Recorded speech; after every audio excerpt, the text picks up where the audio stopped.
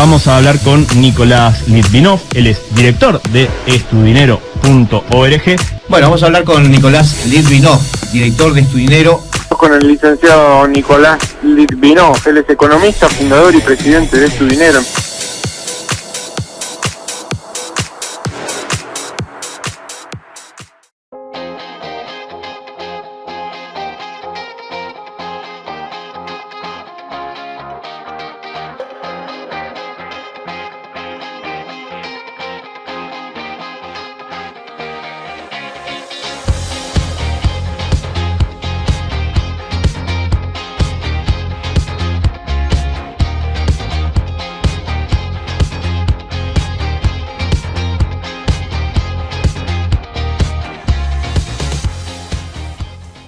...35% del ingreso familiar.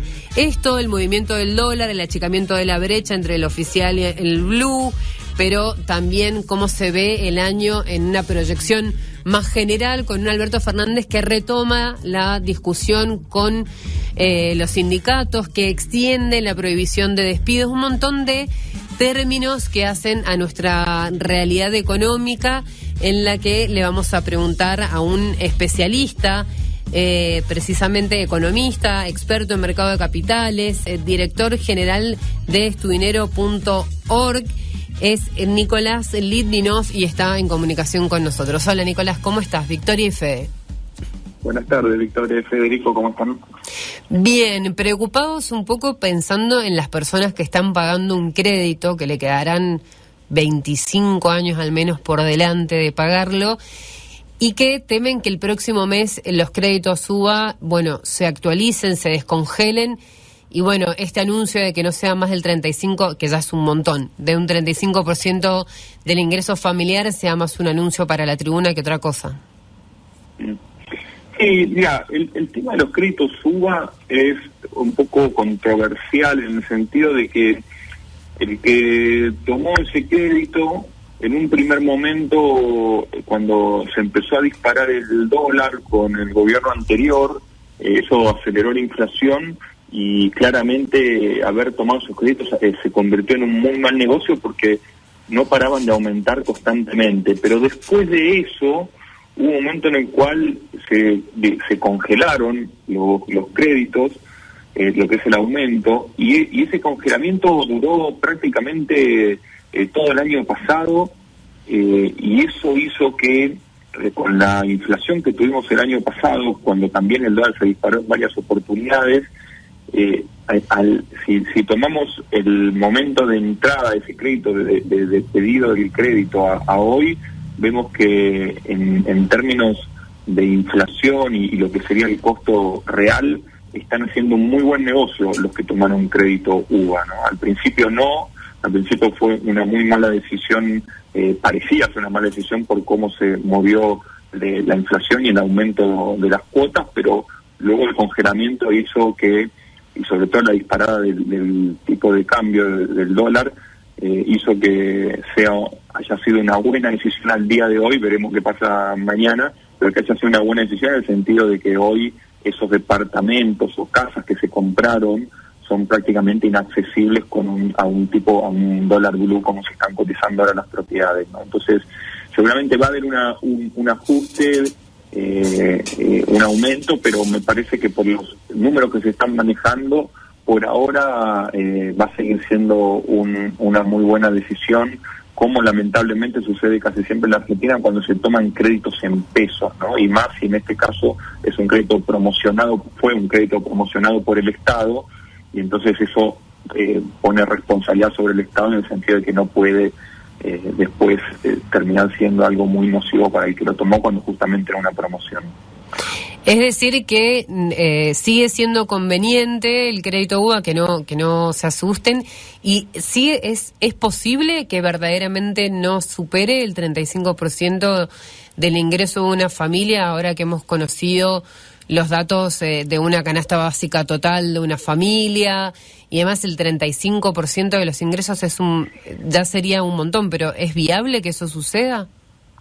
Y habría que ver, pero yo creo que sí, porque en primer lugar, para acceder a esos créditos había que tener primero un nivel de ingresos determinado, ¿no? No estamos hablando de gente que tiene un ingreso mínimo, digamos, sino de gente que para poder acceder a ese crédito tuvo que demostrar en su momento un cierto nivel de ingresos. No estoy hablando de ingresos altos, ¿no? Sino un ingreso medio, de medio para arriba. Y ahora, eso como es fácilmente cuantificable en términos de recibo de sueldo, lo que cada uno gana, si el gobierno está diciendo que vamos a superar el 35%, en teoría eso se tendría que cumplir y sería fácilmente demostrable.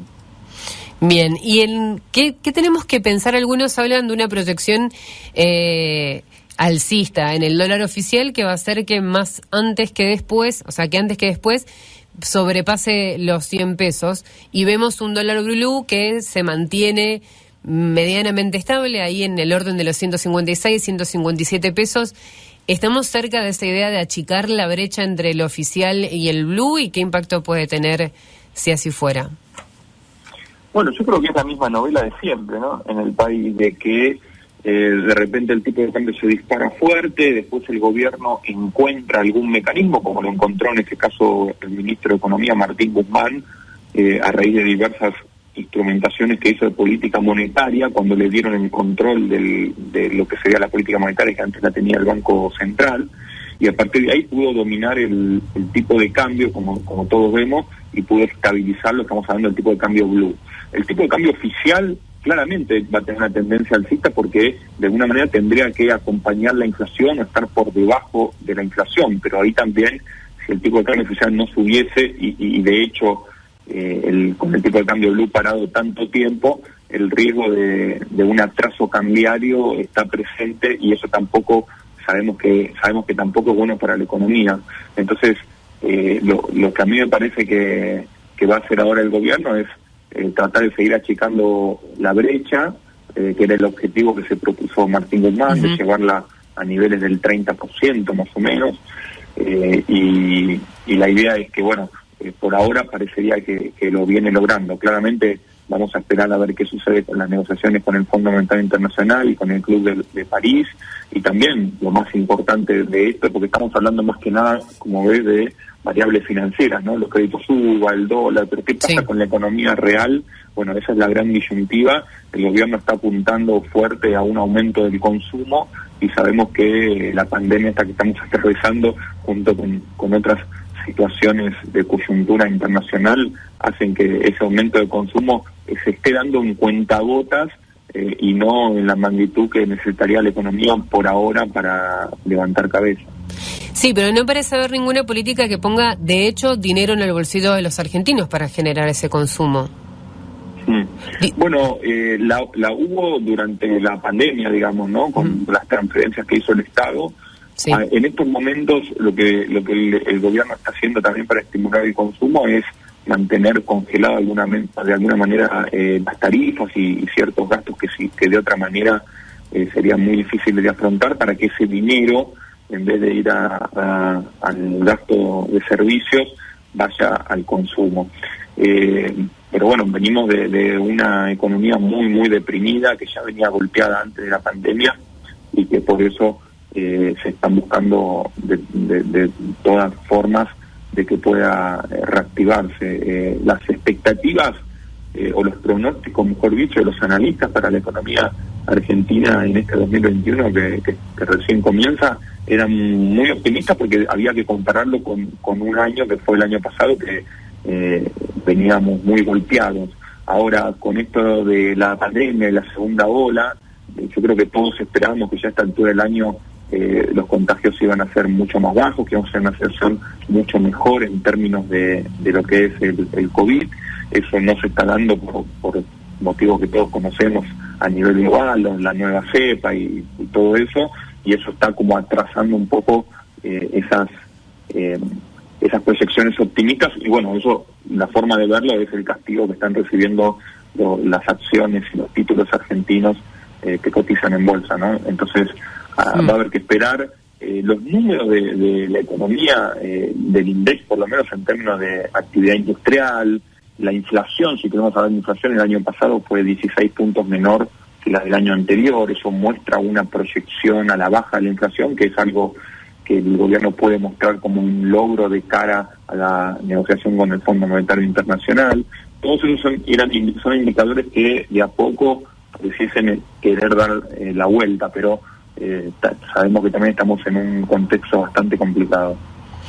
Nicolás, si aprovechando tu empresa es tu dinero, y hablando de finanzas personales y pensando un poco en este pequeño rista, porque en definitiva esta situación de los créditos hipotecarios, bien sea también lo del dólar, es algo que interesa mucho a aquella persona que está viendo cómo protegerse de la inflación, que Guzmán la puede haber proyectado en el presupuesto a 29 puntos, pero que en línea general no es esa la inflación que por lo menos el sector privado proyecta para el 2021, y el pequeño rista quiere saber más o menos qué me queda para protegerme, se dirá, ¿no? Sí. Bueno, hoy en día, gracias a la tecnología, hay muchas formas de protegerse de la inflación en términos de inversiones, ¿no? Y eso es un cambio que se vino dando en el último año y se está dando fuerte ahora también. Estoy hablando más que nada del dólar sintético, que es una operatoria en la cual cualquier persona, sin tener incluso cuenta bancaria, sino simplemente teniendo acceso a internet y un celular, un smartphone, puede hoy en día comprar un dólar sintético mediante criptoactivos o mediante otros mecanismos que también existen en plataformas multidivisas, en donde lo que hace es comprar un dólar nube que está depositado en Estados Unidos. Una empresa lo tiene depositado en Estados Unidos y lo puede comprar la persona acá, ¿no? Entonces, no es lo mismo que tener el dólar físico abajo del colchón, pero el dólar está en internet, digamos, y cada vez que si yo necesito venderlo, lo puedo hacer y cotiza a un tipo de cambio blue, ¿no? Entonces, es una forma que hoy en día es muy buena para poder cubrirse de la devaluación, de la inflación que traen las devaluaciones también. Y bueno, después hay otros mecanismos más o menos sofisticados, como bonos que te indexen por inflación, y bueno, después los que todos los argentinos ya conocen, que sería el plazo fijo. Sí, el plazo fijo no está cubriendo hoy en día, ¿no? Pero los ladrillos sí. Mucha gente también apuesta a los ladrillos o a la construcción, o también hay mucho que refacción del hogar, digamos, ¿no? Es algo que se está usando mucho porque el que tenía dólares guardados, el costo de los insumos hoy en día que se utilizan en la producción, si bien están subiendo, obviamente, en el último mes y pico, siguen estando muy bajos en términos históricos. Y entonces es una buena oportunidad para construir esa piecita en el fondo, o la propiedad hacerla más horizontal, o una pileta, ¿no? Ese tipo de cosas que hoy en día en términos históricos están realmente accesibles. Nicolás, te tiro un poco más de lo que dijiste recién, porque me parece que puede generar mucho interés y no entenderse del todo, que es este dólar sintético que decías. Cuando te referís a criptoactivos, decís a comprar, a adquirir alguna criptomoneda. Si podés dar un ejemplo así como bien con palitos y manzanas para los que nos quedamos afuera de estos términos financieros. Ya hay una nueva innovación que ya tiene varios años, que se llama stablecoin, ¿no? Sería el nombre en inglés, que quiere decir moneda estable, stablecoin. Y es justamente, son empresas, algunas son empresas y otras se hacen de manera descentralizada también, que son muy interesantes, pero un poco más complejo de explicar. Pero vamos a las que son empresas. Algunas de estas empresas son americanas y están reguladas en los Estados Unidos, o sea que es bajo jurisdicción americana, y lo que hacen es emitir un criptoactivo. Por ejemplo, te nombro dos o tres: Tether, que es USDT, USDT, o USDC es otro también muy conocido, que emiten, es una empresa que emite una unidad de ese criptoactivo, y como contrapartida tiene en una cuenta bancaria en Estados Unidos $1 por cada unidad de criptoactivo que emite. Para nosotros esto por ahí nos hace entender, porque nos acordamos de la convertibilidad, ¿no? $1, $1. Bueno, acá sería un criptoactivo $1, pero con la diferencia de que acá los dólares están porque estamos hablando justamente de empresas muy grandes que están reguladas en Estados Unidos bajo ley americana, y por eso tienen que responder frente a eso. Entonces, un argentino, hoy utilizando los exchanges locales, incluso que son como si fuesen sociedades de bolsa, pero de criptoactivos, puede fácilmente, podría transferir desde su cuenta bancaria en pesos a un exchange, por ejemplo, y comprar con eso estos criptoactivos que estoy nombrando, que cotizan, como dije anteriormente, al tipo de cambio blue. Un poquito más abajo el tipo de cambio blue, pero supongamos tipo de cambio blue. Entonces, luego esos criptoactivos, esos stablecoin, los puede o bien dejar en el exchange, o también hay un mecanismo de autocustodia, sí, que sería tener lo que se llama una billetera dura, una hardware wallet, que es un dispositivo que uno puede tener que es hackeable, o sea que... Pero yo con eso después puedo comprar algo, o sea, digo, ¿lo tendría que vender al criptoactivo y de allí obtendría dinero, o podría comprar algo directamente con ese criptoactivo? Bueno, viste que, por ejemplo, si vos tenés dólares físicos, tampoco podés pagar la luz con los dólares, ¿no? O sea, tendrías que primero vender los dólares y después con los pesos ir a pagar la luz. En este caso es parecido.